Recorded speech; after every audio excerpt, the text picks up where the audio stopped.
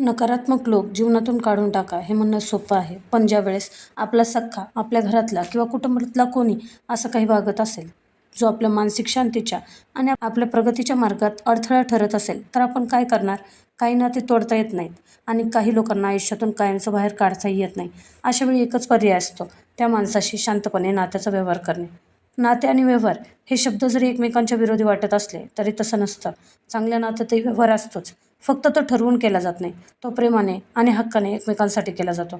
पण जेव्हा एखादं नातं नकारात्मक होतं, तेव्हा मात्र ठरवून, ठामपणे आणि स्वतःसाठी व्यवहार करावा लागतो. एकमेकांना स्पष्टपणे सांगा की आपण दोघे एकमेकांना भेटणार आहोत, पण तुझे काही गुण मला खटकतात आणि माझे तुला. त्यामुळे रोजची कटकट टाळण्यासाठी आपण काही मर्यादा आखूया. मी अमुक गोष्टी करणार नाही आणि तू ह्या अमुक गोष्टी करू नकोस. या 2-3 गोष्टी ॲडजस्ट करू शकतो आणि या गोष्टी माझ्यासाठी तडजोड न होणाऱ्या आहेत, नॉन निगोशिएबल आहेत. कोणत्या बाबतीत तुम्ही तडजोड करू शकता, कोणत्या नाही हे जर स्पष्टपणे सांगितलं तर डील डन. हे बोलायला सोपं जरी जात असलं ना, तरी करायला कठीण आहे. कडू औषधाच्या गोळीसारखं आहे. एका डोसमध्ये फरक पडणार पण नाही. कदाचित 10-12, जर जास्तच वाटलं तर 20-25 डोस लागतील. म्हणजेच हा व्यवहार पुन्हा पुन्हा स्पष्ट करावा लागेल, एकमेकांना सांगावं लागेल, ठामपणे त्यावर टिकून राहावं लागेल. थोडक्यात काय तर जाऊ दे, हे बदलणारच नाही असं म्हणून स्वतःची समजूत काढून समस्या सुटणार नाही.